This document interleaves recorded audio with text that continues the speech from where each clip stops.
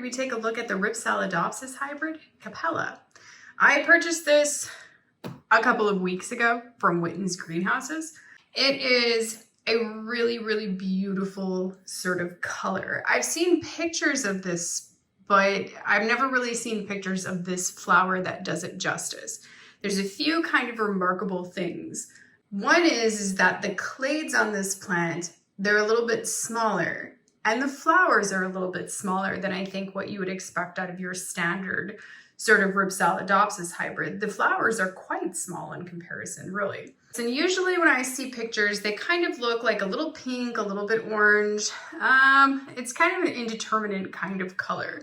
And I think that one of the reasons why it seems indeterminate is because it contains more than one color. And depending on the lighting, it can actually bring out one color more than another color. So that's kind of an interesting note, because when you get right up in one of these adorable little flowers, you can see how tiny they actually are.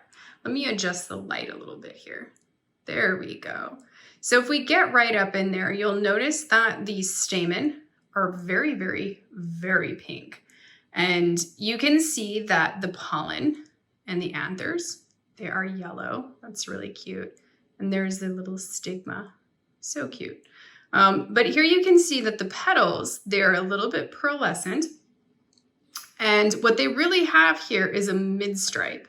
And in that little mid-stripe, you can see that it's a little bit of an orangey pink color. And then as you kind of go toward the outside of the petal, it turns a little bit more of a fuchsia pink color.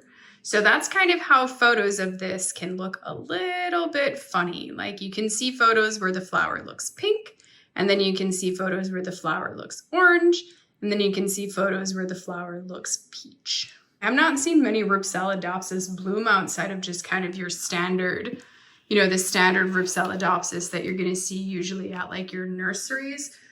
Rhipsalidopsis really though has become one of my favorite kinds of epiphytic hybrids.